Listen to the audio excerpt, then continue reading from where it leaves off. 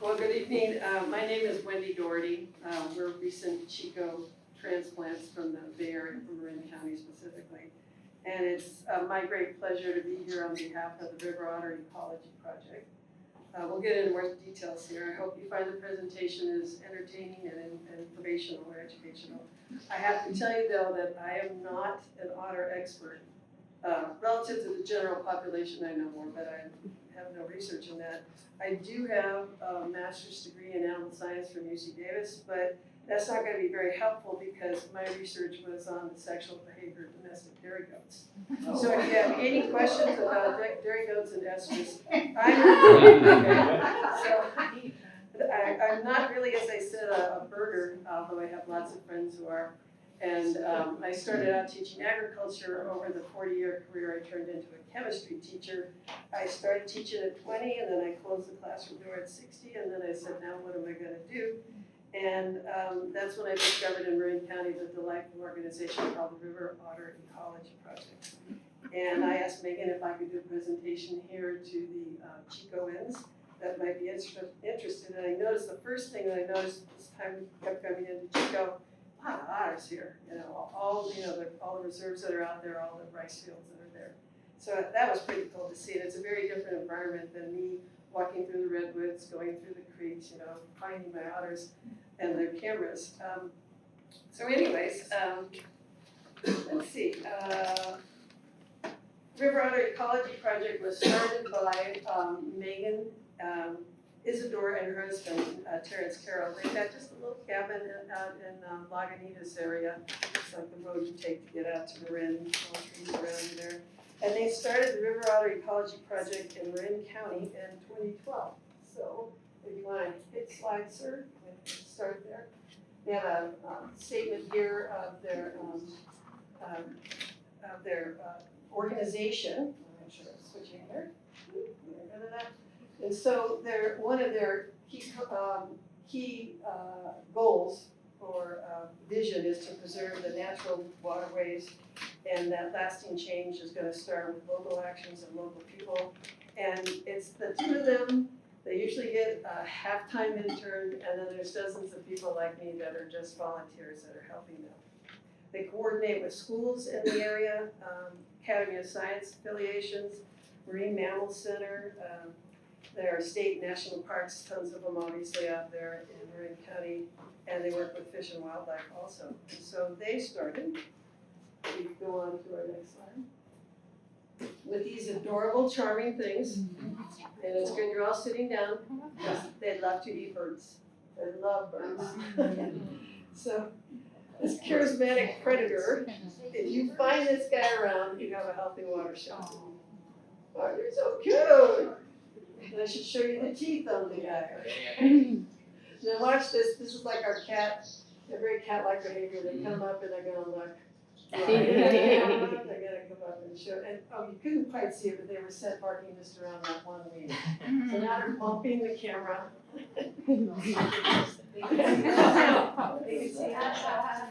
I'm not honestly sure. I don't see it, and usually my cameras are always up this high with the way above their opportunity there.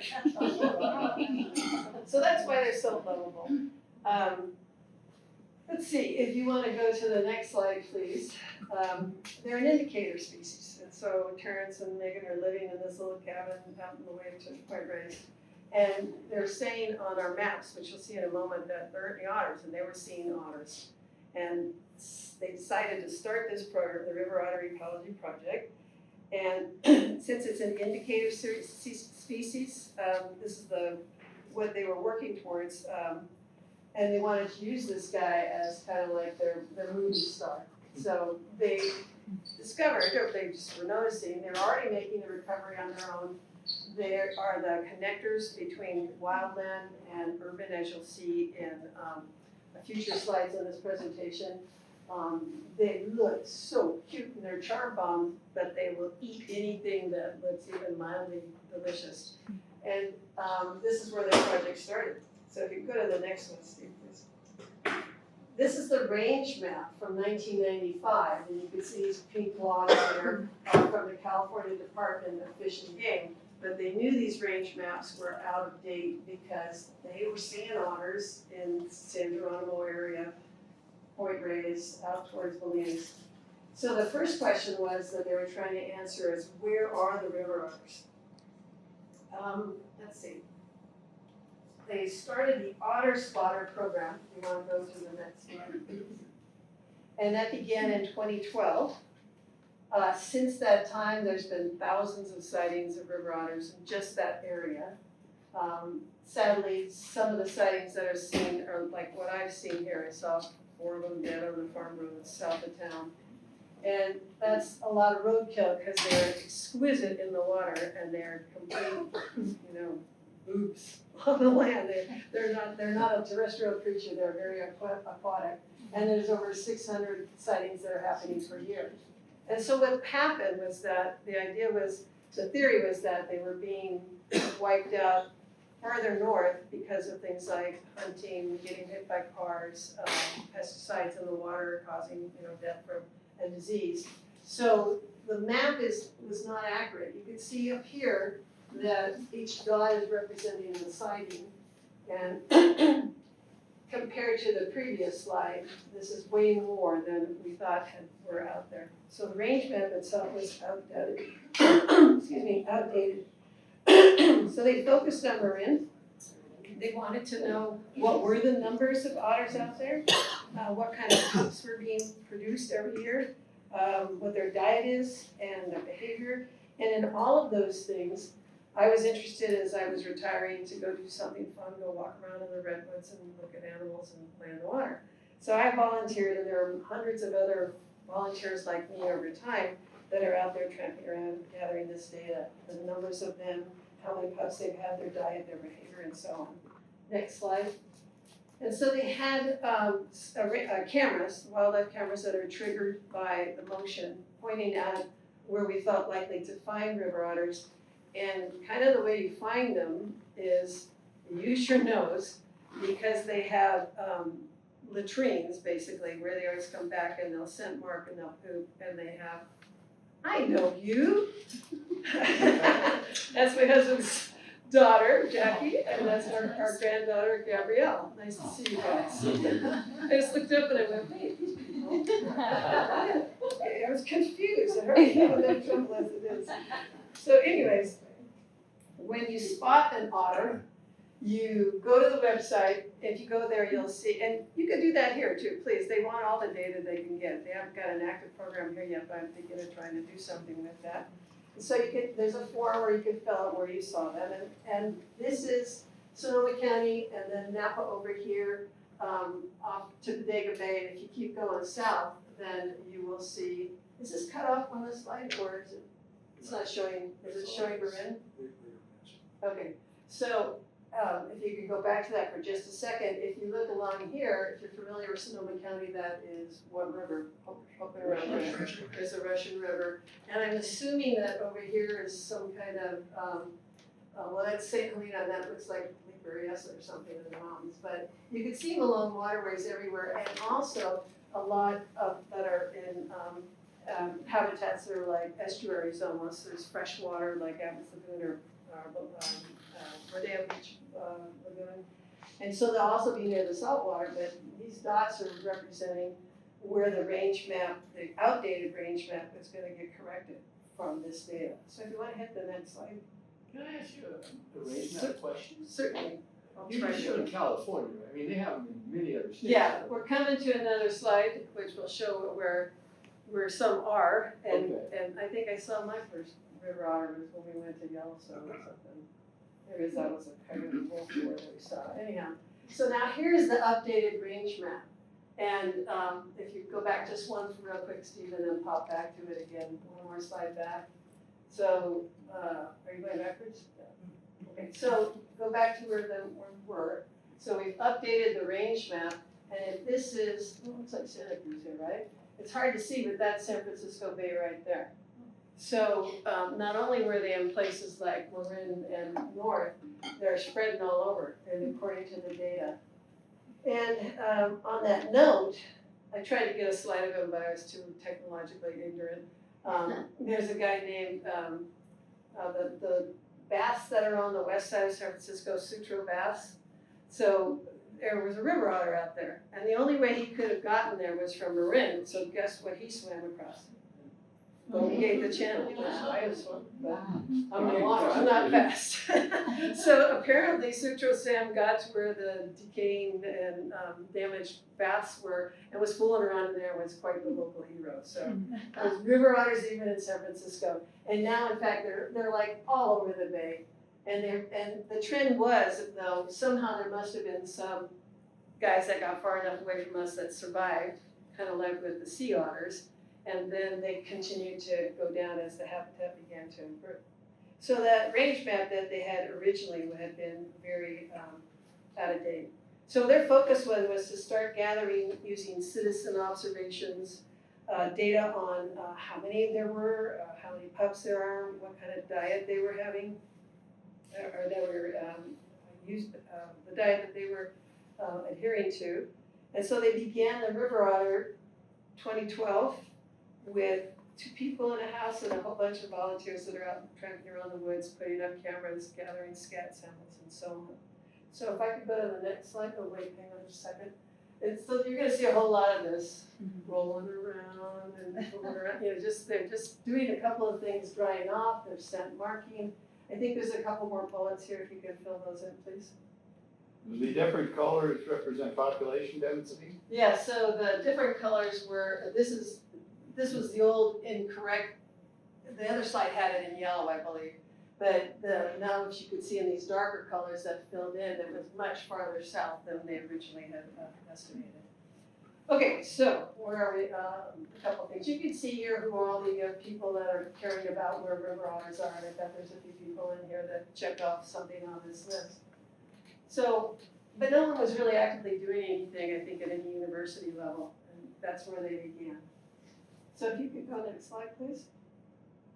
So someone just asked, they're everywhere now. The map is completely incorrect in terms of the perspective from where we are in California. A sea of yellow, lots of them. I'm from Southern California, and I don't honestly know what's going on with otters down south, but I just heard there was a wolf in Los Angeles a couple of days ago, across the line from Kern County to LA. So the river otters will probably follow. These bigger dots are organizations in other states that the River Otter Project has affiliation with. And for example, they have one with this organization in Utah, but in there they're having problems with people poaching them. And so far, no data coming in from that. But this is filling in, and they're pretty much everywhere. We tried to extirpate them, but we didn't get away with it. So. Poaching them for what? You can't hunt them. And so What do they want from them? probably a pelt, bragging rights, I don't know, making compensation for inadequacies in their bodies. I'm not sure. I don't know. That's what I think. That's not true. Necessarily true for everyone. Okay, so hopefully you'll be seeing this River Otter sightings map be filling in as time goes by. This one is kind of cool though. I mean, think of Florida, it's a great place to go for warm water. Just a little bit, but this is a common family kind of thing. Next slide, please. The females will have sometimes, they'll have little babies around. The males typically don't hang around, although she might have sons that come back and visit her and hang for a few days. Now, just to make sure we're clear, because we have the charismatic southern sea otter and we have the river otter, you may, if you wish, pick up and gently hold these. And this is the skull of sea otters. And this guy, you can look at the box, don't touch. It survived the festival. No little kids broke anything. But this is I'm afraid even to pick it up. This is this isn't plastic. This is the skull of a river otter. And again, Gabrielle Delpez teeth look just like that cat. It bites us every morning. So there's a comparison between size. And you've seen this if you've gone down, Monterey is the highest concentration. They're white faces, they're big. They can weigh about 100 pounds. Whoa! 80 to 100 pounds. They've got way different paws here. These guys are webfoot, and that reminds me then, this is the point where I'm gonna send around a couple of pictures. We'll come back to this in just a moment. This is, okay, I don't care, just somehow it gets to the back. pictures of river otters around the world. That one down in the Pantanal is like giant alligator size thing. I'm not sending this around, you guys are wildlife observers. I wanted to hold up this picture, it's graphic, because I will be talking about it in a moment, how we use it to gather data. It's otter scat. It's nasty looking, it looks just like that, and has a very unique odor. So we're gonna pass that guy along so that, so you can see what otter scat looks like. And it's a little hard to see here, but on this bottom left of this picture, they don't have a slide in it, so I apologize. On the bottom left are 3 little white dots, and those are called gastroliths. We'll come back to that. They love to eat crawdads, crayfish, and when the crayfish or crawdad take their shells and get rid of them and get ready to grow into a bigger exoskeleton, they have to sequester their calcium in their body so they can use it for the next shell that they're gonna put on. So they molt one shell and then replace it with these little pellets of calcium that they reintegrate back into the new shell that comes along. These can go in 2 different directions because they're the same. They're just some nice imagery of close-ups. You can head that one back and they can just start moving them back to the back of the room. It's just some close-ups of their paws and how they look. And so going back to their comparison, they say sea otter, but they are seen in like where sea meets rivers, say like coming out of Royal Harbor or something and Mendocino. So we've all seen the cute picture of them, hitting things on their chest to eat them. They're the ones that the abalone divers can't stand, but the people who wanted to get rid of the sea urchins that were overcoming our kelp forests, they're great for that. And so they almost never are on land. But our river otters, much smaller, 4 feet long, up to 25 pounds. They'll eat anything that stands still long enough for them to eat them. So we'll take a look at that. And they're constantly like they didn't take their hyperactivity medication that morning. They just never stop moving, as you saw here just a moment ago. And you find them in rivers and lakes and streams. But Sutro Sam swam across the Golden Gate.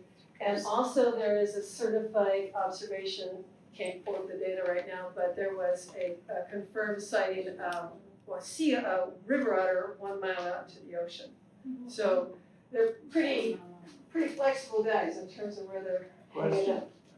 Could Sutro Sam have come down through the delta?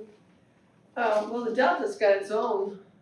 I mean, go down to the delta from where to where? Go down the delta into San Francisco Bay, Right. rather than crossing the Golden Gate. Yeah, certainly that's entirely possible, and there's tons of them, river otters out in the delta area, and that's an entirely possible thing. I can't say that it is for sure.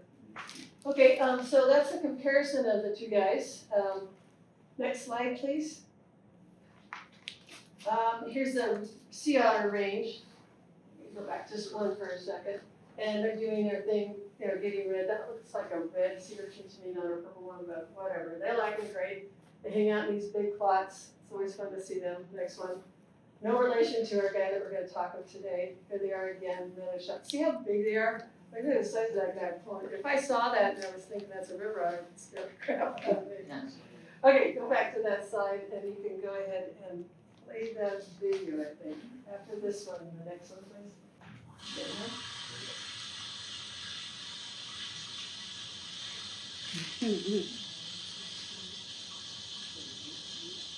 Okay, so that's a mommy and a baby. Just say what slide we're on there, Steve, I never heard that. Just say what slide you're on. This is just classic river otter stuff. We go around in the forest and look to where they've got their scat piles, and we get cameras up there that activate the motion. So this is just, I don't know, they just look like kids with had taken their medication, all this going on and going around. Okay, go ahead to the next slide, then we'll see where we come to. Now look at this, go ahead and play the video. This otter has something wrong with her head, do you see it? Yeah. Okay, so somehow she got an injury and that eye is gone, and she's doing the same thing my deaf horse would do, lift their ear this way or that way to see what's going on. I hear the peep? Not a bird. And the baby's gonna make a very dramatic entrance there in a moment. You can hear him.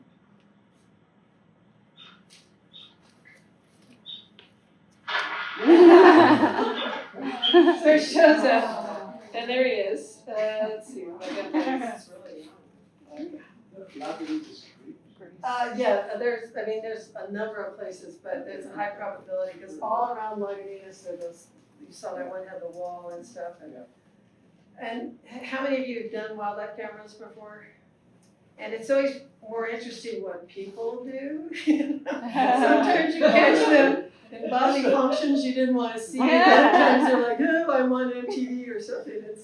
It's crazy. But a lot of them are just dopey kids going out in the woods getting high and just running around. So. Next slide, please. Go ahead and hit play. The babies can't really, let me make sure I'm on the right slide here so I can see where I'm at. I'm probably there. The babies can't really go down and get cry for themselves. See, the mommy just got something there. And then they all go, mommy, mommy, mommy, feed me. It's a very common behavior. So they can get to shallow water and they can chase fish around if they aren't submerging themselves. Exactly. And he got it, and he got it far away from everybody else. And again, it looks like Kit Kat. Same face, same whiskers. Next slide, please. Okay, same place again. Go ahead and play. Let's see what's happening here. I almost thought that this was scat, but it's not. It just looks like plant material. It's somewhere nearby. We can have anywhere from 1 to 4, possibly 5 kids.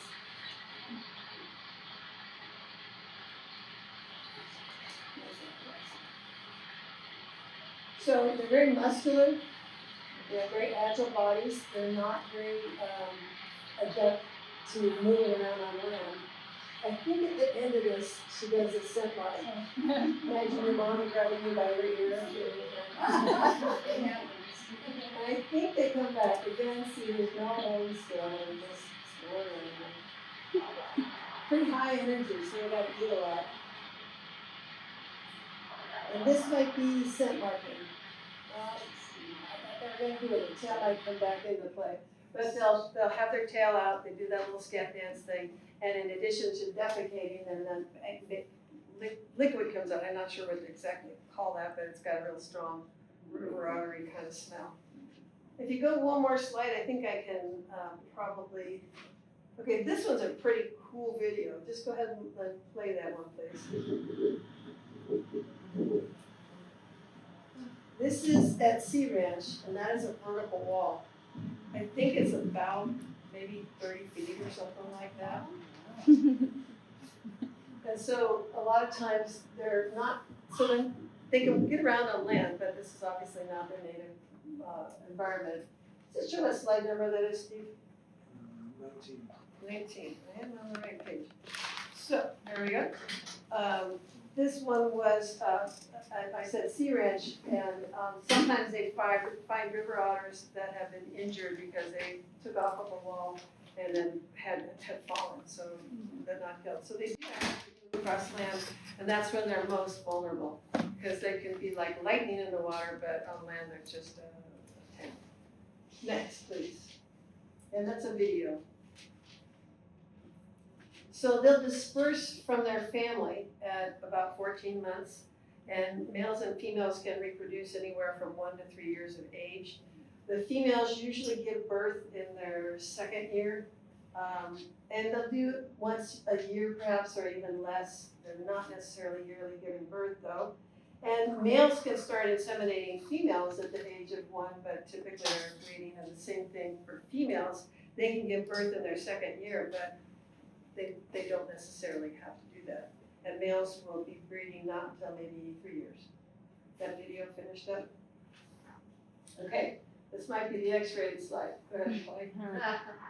This mating between a male and a female in the water was occurring in April. They'll have a breeding period at our latitude is somewhere between February to March. They do a cool thing that a lot of, I don't know if pinnipeds do this or not, but like seagoing creatures, They can delay implantation, so you can have a fertilized egg, and up to 10 months can be delayed before it implants in the uterus. And usually the implantation is going to happen in midwinter, develops for a couple of months, and then there's the birth. So this is called embryonic diaplasm. Can't remember it.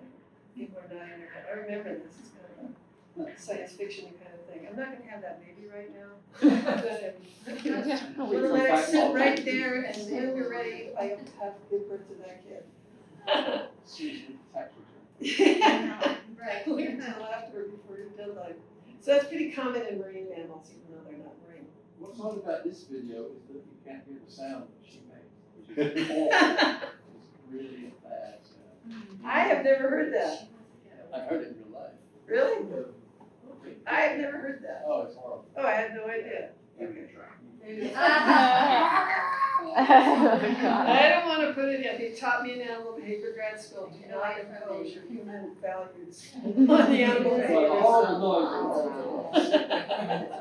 Okay, so go ahead and hit the next slide. Perhaps we will see play on this guy. This might be a rerun, no? Okay, so in this case, I think it might be the one-eyed mama, and they've got a baby, and then a male is going to join them. Is that going to show what slide that is on yours? Okay, good. I'm in the right spot. So this is kind of unusual because the male joined them in this process, and it's sort of rare. There's been a lot of videos that they have, like thousands and thousands of videos, and so they're theorizing that that was her son from a previous litter of whatever they call his kids. And he disappeared after a couple of weeks. Next one, please. It's the whole family just run around. It's just playing, mutual grooming. This one goes on for a minute or two. As a teacher of adolescents for almost 40 years, there's so many. They just look like freshman boys who can't, whatever. Sophomore boys sort of get a little more cocky, but their behaviors that they have are very entertaining. So that's a mommy and a couple of this season's babies, and I think that might be a previous litter. They come back and hang out with their cousins or half-sisters or brothers or whatever it is. They can live in the wild for 10 to 12 years. Shorter in captivity. Yeah, I'm not sure why. I don't think anyone's done any work on that I'm aware of. At the end of this, I think somebody gets a frog, something edible. As I said, again, I'm voracious. This might be the frog catching. And then he takes off. Somebody's over here. He's got it. And there's a fight over the item that's just there. Yes, if there's a fish, a frog, at least your death would be swift if you were caught up in the jaws of the American River Otter.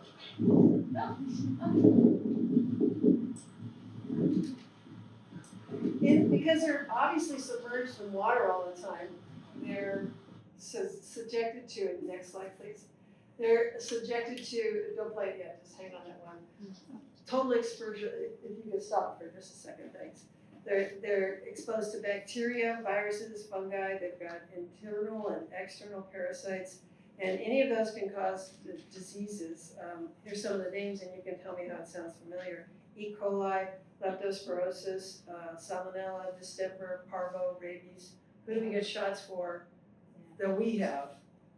Dogs, parvo, rabies, et cetera, distemper. So that's the kind of diseases that they're being exposed to. Now go ahead and play, please. And so sometimes you can see injuries on them, like the otter with the bad eye. I think this is the otter that's got parts missing. Let's see if she walks by. Yeah. Can you see? She'll turn around in a moment. So injuries are often observed. I don't know who got her from below, but somebody came up and bit off that leg. Again, you cannot impose human emotion on animal behavior. You can feel sorry for her, but she's doing fine, which is what the point was. Very, very unusual. Next slide then, I guess. Now, what's the name for when birds go white color, what's that? Albino. Our list And so same here, this one is leucistic. This is an old otter. I think this is a professional shot. We've got a couple of guys upstairs that took shots for them. And her teeth were worn down. And so as soon as your teeth get bad and she's getting old and she's kind of the wrong color because she's not blending in, she's popping out against the background. And so that decreases their proficiency in hunting. And we have already mentioned their bird species as well, same coloration. Next one. Okay, so what do they eat? Pretty much anything, lots of prey species. This is a guitar fish, which is easy for them to catch because there's a lot of shallow lagoons in Marin. But wherever you are, it's an easy catch. And anything that stands still is fair game for them.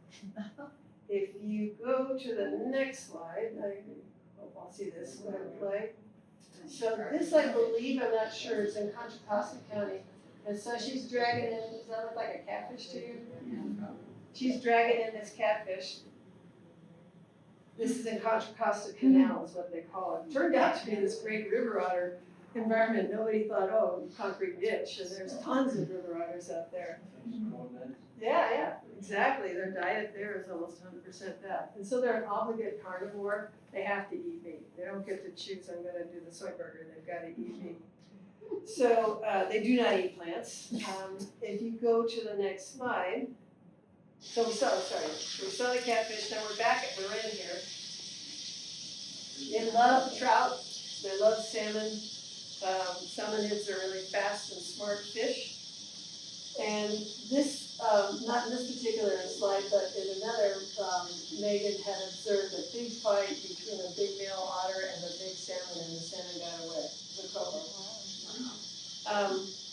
The River Otter office is just a mile or so from the salmon people in Woodacre. And they're so mad because the river otters are coming back, and guess what river otters eat? Salmon. They eat salmon, but what they forget to remember is that they also eat crawdads, and crawdads eat salmon eggs, okay? You're good at this. So it's a circle of life thing, you know, there is no straight line, nothing black and white. So this was back at Marin. I got a little bit off on my slide. So next slide, please. They love crawdads. They love crustaceans. This guy, I don't think there's a video, is it, Steve? This is them gorging. If they find crawfish, they are in Martinez in that ditch environment that you just saw. They are almost 100% crawdads there. And so I asked you to take a look at that picture that went out, showed a little white disc of calcium. So when they, crawdads, that's not a crawdad, but I don't think it is. It looks like just a regular crab. What they'll do is the crawdads will have to get ready to slough off the original exoskeleton and then put on a new one. So they put their calcium into these little pellets, keep that inside their digestive system. They molt out the old shell. They grow a new shell, and they use the calcium from that little nodule they saved to pack it back into the new shell. And so that's how you can tell that they've been eating crawdads, besides seeing things like that inside their feces. It's pretty obvious. And the ones out there in Martinez area, in that ditch area, they are almost 100%. So I don't know what happened to the picture of the gastrolith that's out there, but we would have this thing, thank you. We would have what we call scat parties. For the first couple of years, they were really doing analysis of diet.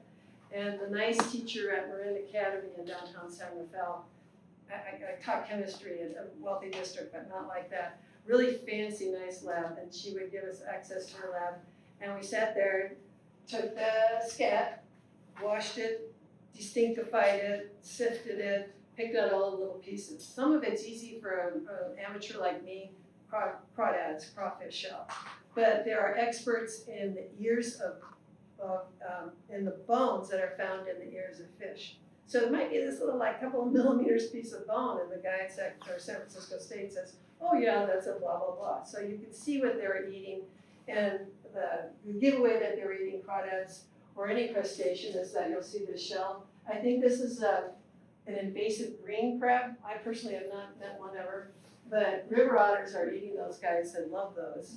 And we all seen this when we're digging along at the beach. There are a lot of areas where, in Marin, where there's fresh water, it's kind of like an estuary sort of thing, and then it goes out over a little sand dune, and now you're in the bay. So they are hunting on beaches in Marin County for sure. I'll leave those guys. I think this is it could be like a dragonfly maybe, is that what it looks like?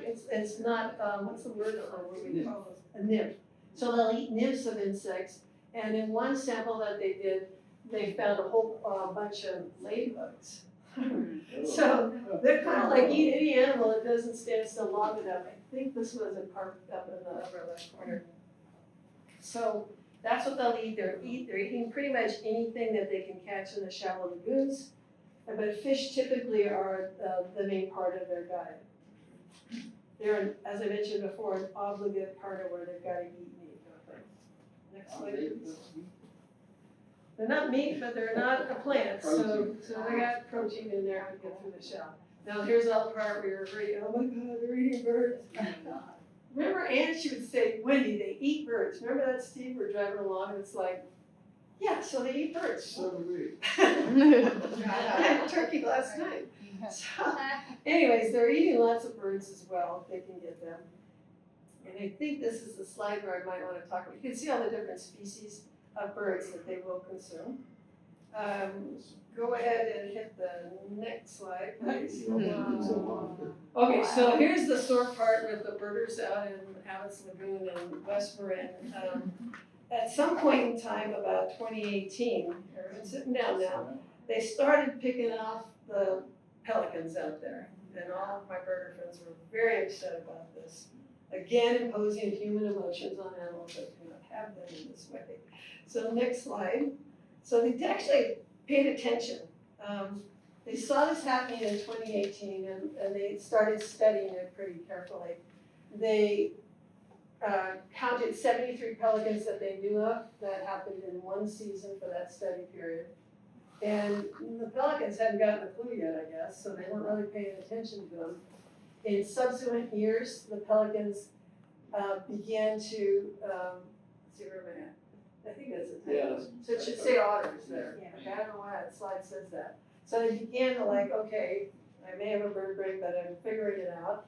And then they did change the site where they clustered around during the course of the study, but that was more in that particular time frame due to the fact that the water level was rising or dropping from summer to fall.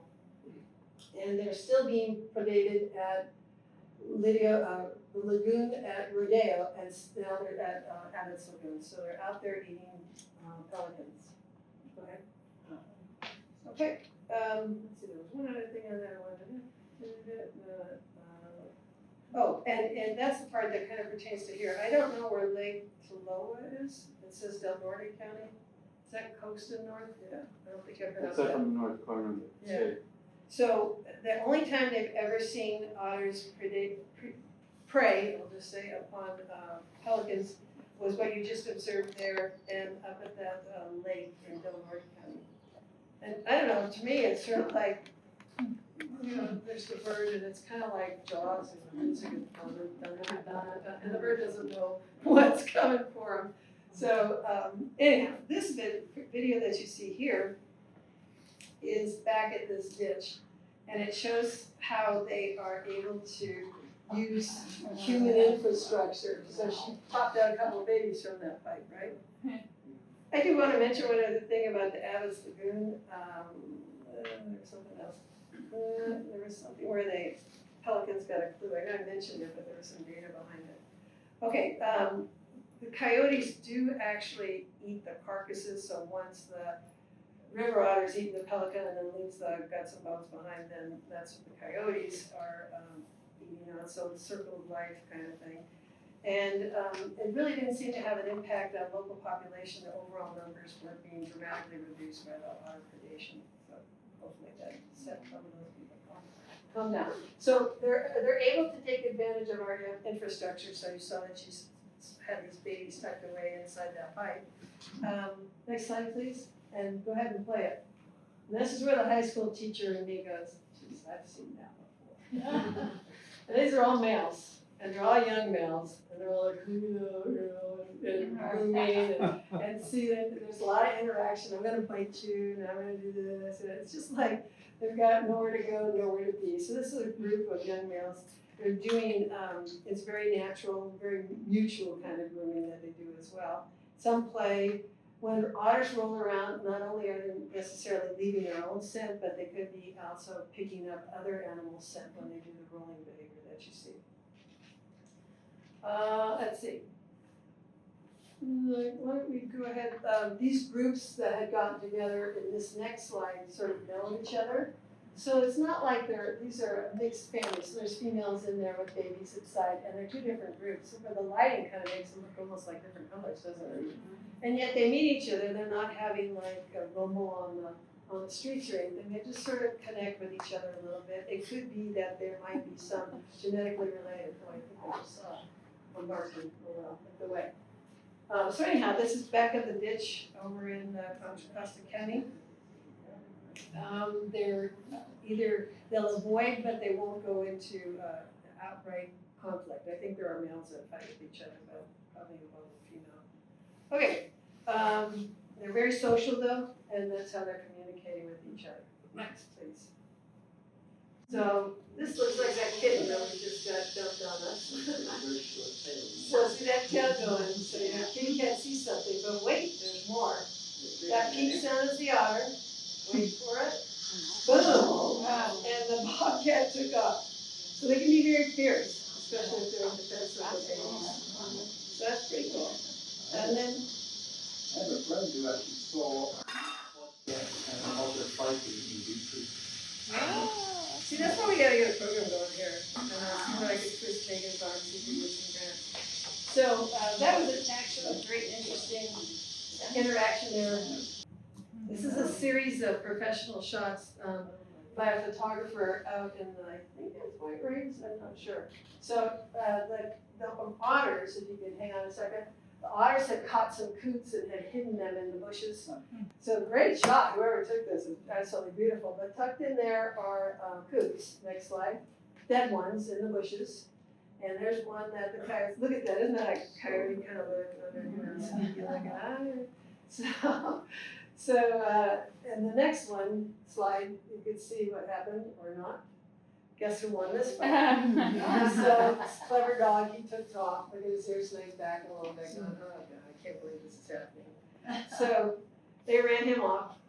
The next picture, I think you really like. Now, you guys even know birds.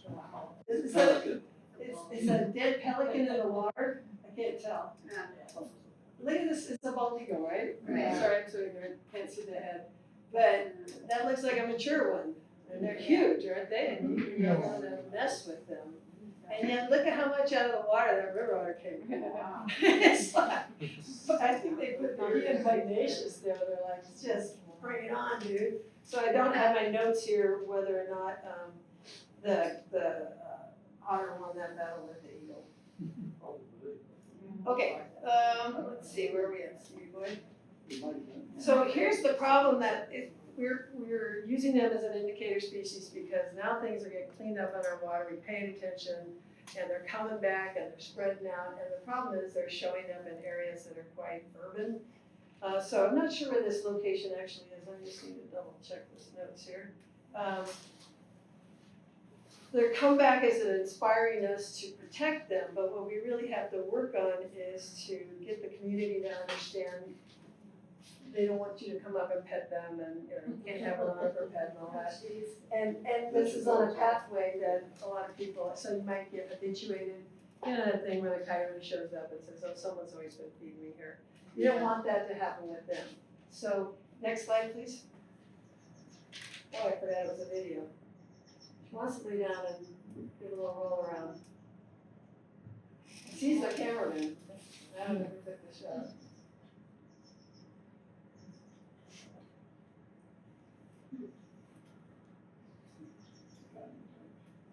And so, you know, that probably, to me, it looks like if this is me, the person on the bench, that the otters just over there. Well, he's a fisherman, so. Oh my gosh, he's not moving. Catch the fish. Okay, this one's kind of fun. Did you see this before? I don't know what that is. It's a spike bass. I don't know fish. Okay, so I can't remember. Does that look like the same pipe where the babies were? Just try that.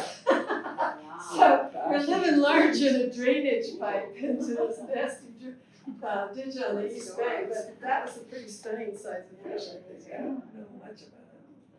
Okay, I think I've got off on my notes a little bit here, so let me find out where I'm at. And so I think this one is at a park. Does it say what slide number that is? Can't read. 45. 45, I did get off a little bit. Okay, so they, again, in a situation where there's interface between the otters and people, and we need to work on our education. But they're really cute and popular even until people see them eat birds alive and turn shirts. That's when it goes away. But, and she gets so relaxed. Oh, that's great, huh? Kind of looks confused. Yeah. What do they do?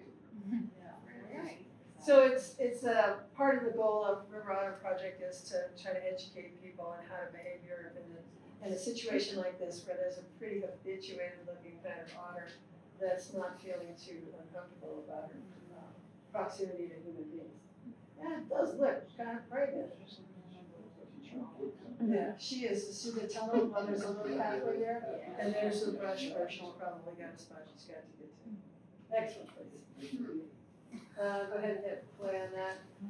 I think they built those ladders on the drainage thing, and River Otters, the babies just think, oh, great jungle gym. Let's see, is there any more slides coming up? This one just is a still shot, it's not a video, we can go back. It's a still shot, and I'm not sure where this was taken, but look at that massive tail, it's super powerful, and that's their locomotion. Kind of a cool shot, I don't know if you picked that one or where it was. Next one, please. Yeah. And so, hit play, it's a video, so it's Mr. Badger. Every time I see this, it reminds me of that video I'm sure many of you saw, where the coyote's waiting at the undercrossing the tunnel entrance, and he's waiting, and Mr. Badger shows up, and they hunt together, and he starts dancing around the coyote, like, oh, my badger buddy is here. So the offshoot is you get to see like other live animals that you weren't really trying to track. Look, he's coming right up to that camera, he's got a smile. And as I said, people often react the same way to these cameras that are attached to trees. We locked our cameras on the trees, but still they would always mess with us. So I got a little spooked, but I thought that was interesting. Does that look like his burrow or is it? Anyway, kind of a cool thing to see. So this is kind of the side. Would you suppose they put the camera there thinking it was an awful. Oh, yeah. I should ask Megan about that one. So it looks kind of sleepy over here. That's kind of cool. Next slide. And now here's the part that's cool. So we didn't have black bear in Marin, I'd say probably 10 years ago, maybe a little longer, but roughly. We didn't really have bear. And so what's cool is to see on the cameras that we're picking up species that are now coming back in because we're leaving them alone, we're repopulating, we're improving the habitat. And so that was kind of a cool one. And this one, next, is very interesting. Oh, I think that's a gopher snake. Acting, it does that thing where it acts like a rattlesnake. You might have to play this one again, Steve, because it's sort of Do incredible. rabbits eat those? Say again? Do rabbits eat those? Why does he go keep on? I think he just sees him, he's doing that thing where he's trying to hassle the predator, that he's not going after to eat him. But I had a gopher snake on the entrance to our house when we were living in Katati. And he starts doing this thing with the tip of his tail, and I'm like, anybody ever seen that before? I had to look that up, I had no idea. It's like, bro, you're not right. You're a gopher snake. I don't know if that's what that is, but it was kind of a cool shot. And so they pick up very interesting things that you weren't normally expecting to see. Next slide, please. So here are ways that you can assist us, that you can go to the website. Obviously, everybody's already advocating for healthy watersheds. Well, I don't know for a start program here, but maybe. If you want to support them, they have all sorts of swag, like hats and things like that. I did want to point, did you guys see the picture of the scat bin that went around the room? A lot of work was done with that in the first part of the project to understand what they were eating, thank you. And now they've kind of gone to, well, I'm not exactly sure what they're up to these days exactly, but it's kind of nice because it's a citizen science thing and we're all the people going out and gathering data. They process it and link with people who are interested in that subject and publish, which is kind of nice too. So on this board, there's just kind of what we already talked about. You can pick up the sea otter skull. Please don't pick up the river otter skull. There was a handout that was right here.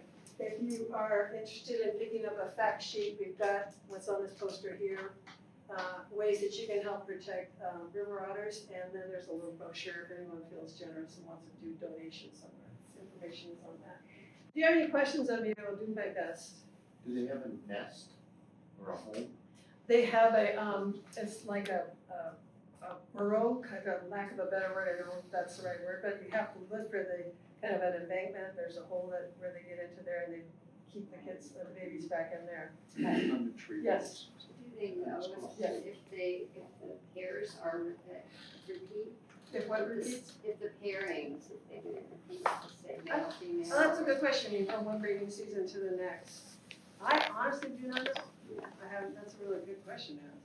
And how would you do that too? You'd have to have genetic material from the offspring from both litters. I suspect that males are wandering. Yeah. Yeah. Other questions? I'll try. Yeah, how, this is amazing. How long have you been in Chico? When did you move from Marin? So it was 3 years ago. And I live in Marengo. And the first summer, 115. And I went to school at Davis, so it's not like, and I worked in the southern San Joaquin Valley, so I know all about it, but it's like. It's not worse though. But, so in these areas that we just were looking at, there, if you don't wanna go, be with a million people near woods or going up to the giant sequoias, there's places in Marin, like outside Woodacre, where you can see gigantic redwood trees that somehow escape being sawed down. And so there's so many cool, wonderful things about Marin, but I missed that, but like, when those geese are either going north or going south over me, or I can see I can't repeat the sound that the sandhill cranes make, and it's just, it's like, this is not happening in Marin, so it's like I'm telling myself. Also in Chico, you get in a car and you just drive somewhere, and you don't have to worry about, traffic and school getting out. Getting worse.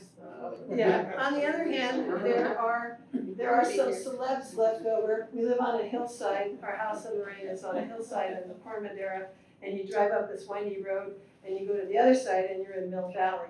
Everyone hear about Reputation in Mill Valley. What did they call that? Sally, her husband was a rock and roll producer. Bill Graham was there, Janis Joplin, and all the rock The and thing roll. about the joints when they went over the hill. Oh, they used to say it was a two-joint hill. So to go up one side and come down the other side was two joints. Our school secretary, her husband was a music producer, and I think I mentioned the kid that saw Jerry Garcia in his BMW before he died, things like that. So there's some really cool parts of it. And on that note then, there is one more video that I want to play, and I hope if it's not on that, oh, that was our guy, right there. Can you play that? As the river flows. As the river flows. It's kind of a sweet thing. I don't know if they'll get the music. Ah, it says no internet connection. Damn. Other than that. Other than that, it was really It was cool. really good. Homework. Look it up. So, thank you very much.